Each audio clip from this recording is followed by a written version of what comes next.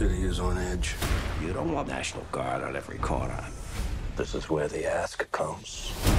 I can do this on my own, or we can work together. You tread lightly this time. You're gonna make a mess. Yeah, well, I love making messes. Maybe there's some justice in the world. Someone cares about the truth. You make sure the right thing's done. It's bigger than the two of us now.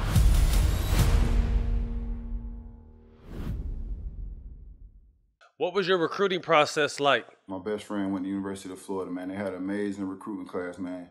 And they were recruiting me, but I never had a chance to meet Billy Donovan. But what sold me was Anthony Grant.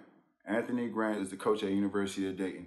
He also went to Miami High. Anthony Grant came in and pulled up, and he'd been with Billy from day one since Billy was at Marshall with the Jason Williams days. So when Anthony Grant got involved, it made me feel a little more comfortable about really putting my trust in somebody who I wasn't comfortable with. Because once again, growing up in Miami, it was black or Cuban. I ain't really had too many white people, man. So when Billy Donovan came and sat in front of me in Liberty City at my grandma's house, and he went to fast talking, I ain't really respond to that.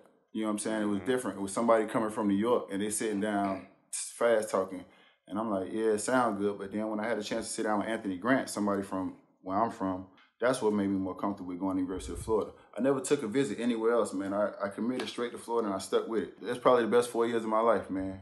My daddy probably still mad with me to this day because he wanted me to travel all around. He probably wanted to try to get a bag or something. But I stayed my ass committed. I stayed my ass locked in with Gainesville, and man, I went to Florida. That's what's up. Who else was recruiting you during that time? University of Miami recruited me, man, but I was a kid from Miami that understood I needed to get out of Miami. Syracuse, Clemson, South Florida, maybe a few other schools. Not a whole lot. I wasn't one of them dudes that had 50 schools recruiting me, nor was I one of those dudes that said I always knew I was gonna make it. I know people had those stories. That just was never my story. I never rode by the house on the corner and said, one day I'm gonna buy that for my mama. Like, yeah, I get people had them stories, and that's good for you. That just wasn't mine. Right. What was that experience like being a Gator?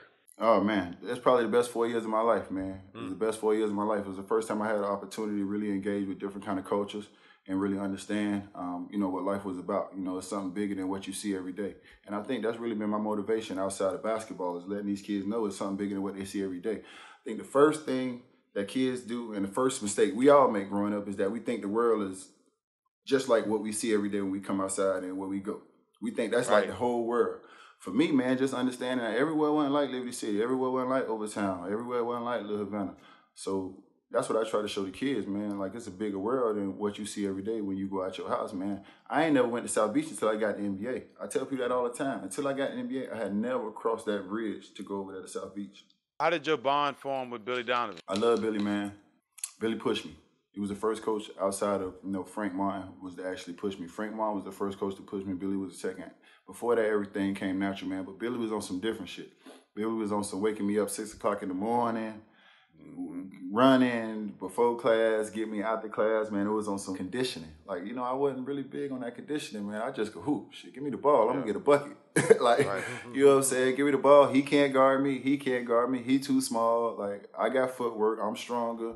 You know what I'm saying? Wasn't, that athletic, but I just knew how to get a bucket. So at that time, conditioning and that part of it wasn't really a focus for me. You know what I'm saying? When I got to college, that's when I really understood that you had to be in great shape. You had to eat right. You know what I'm saying? You had to get your rest. I think that's when Billy started really kind of like, breaking me in on that aspect, and he wouldn't let up. You know what I'm saying? Every morning, you up, you got conditioning. If you don't go, you got to go again the next day and again at night. So it was like, if you don't go, you got to go twice the next day. So Billy was the first one to really get that discipline in my life as far as that. And to this day, I still live like that. I still eat right. I still work out. You know what I'm saying? I still train my body and my mind a certain way.